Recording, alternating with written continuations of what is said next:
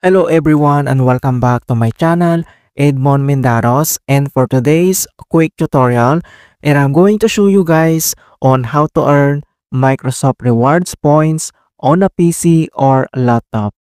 So before we proceed guys, so just a quick info that you can earn Microsoft Reward points by signing in to your Microsoft account, search on Bing, shop at the Microsoft Store, play games or complete quests on Xbox One, take quizzes or play trivia games, and then link your business account.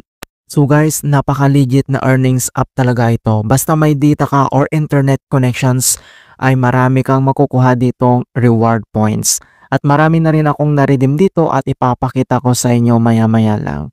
Alright, so ang gagawin mo lang dito is mag-browse ka lang everyday and then bibigyan ka ni Microsoft ng reward points at yun ang gagamitin mo kapag gusto mong mag-redeem mga kaibigan. Alright, so stay tuned ka lang at start na natin.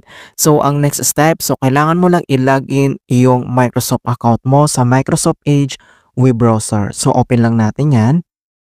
And then once nakapag-login ka na dito sa Microsoft Edge at dito lang sa upper left side and then makikita mo dito yung ating profile. Okay, so i-click mo lang yan. And then makikita mo kaagad dito yung Microsoft Rewards. Okay, so click lang natin yan. And then madadirect tayo dito sa Microsoft Rewards homepage. And nandito na yung available points natin. At dito lahat yung information details mga kaibigan. So ang next, kung gusto mong i-redeem, i-click mo lang tong redeem and then makikita mo kaagad dito yung mga pwede mong i-redeem dito with the corresponding yung Microsoft Reward points mo. So ito yung kailangan mong iponin na points.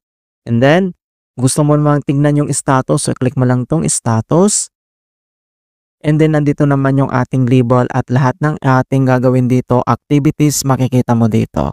Alright, and then next step, ito yung earn. So click mo lang tong earn.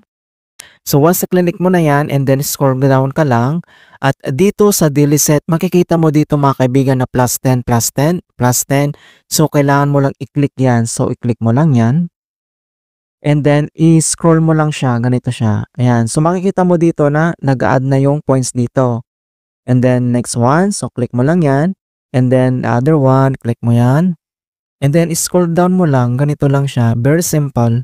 At makikita mo kaagad dito na nag-add na yung points. And then next, the other one, scroll mo lang siya, ganito.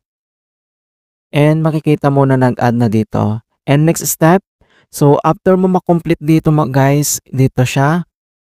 Kapag may nakita ka pa dito sa more activities, so i-click mo lang yan. Yung plus 5 and then scroll mo lang siya. And then nag-add na yan. And then another ways, para makaroon tayo ng reward points, pwede tayong mag-search dito. So, back lang tayo dyan and mag-search ka lang any search, any words yung pwede mong i-type. Ayan, then enter mo lang siya. So, once na-enter mo na yan, and then makikita mo dito na nag-add na yung ating points dito. So, ang kailangan mong ma-earn dito na points everyday dito sa PCI, 90 points yung ibibigay sa'yo. And din naman sa mobile device ay 60 points yung ibibigay doon kapag na-complete mo yung daily activities mga kaibigan. Okay, so once na-complete mo na yan, and then kung gusto mo na mag-redeem mga kaibigan, so pwede po siya. So i-click mo lang dito yung redeem. Okay, so kapag click mo yan, and then nandito lahat yung pwede mong i-select with the corresponding yung reward points mo. So since nakaano na tayo 32,628 points. So, pwede lahat natin itong i-redeem. Ayan. So, 3,000 points, 6,000. Ayan. And then yung last na aking redeem ay yung SM mga kaibigan. Yung SM, meron ditong 23,000 with the 1,000 mga kaibigan.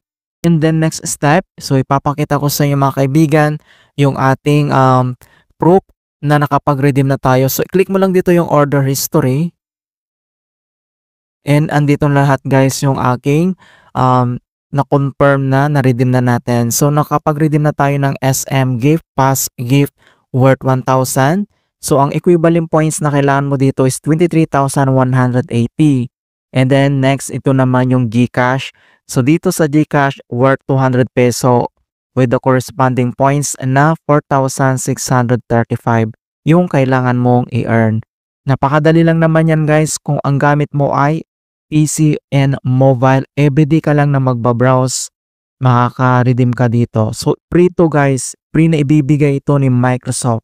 So walang ka-effort, mag-browse ka lang and talagang makakakuha ka dito ng napakagandang reward mga kaibigan. Ito siya. So nandito yung aking na-redeem na. Alright? So, ganun lang po kasimple on how to earn Microsoft Reward Points on a PC or laptop update 2024. And please don't forget to like this video and subscribe to my channel for more quality content. Thank you guys and see you in my next tutorial.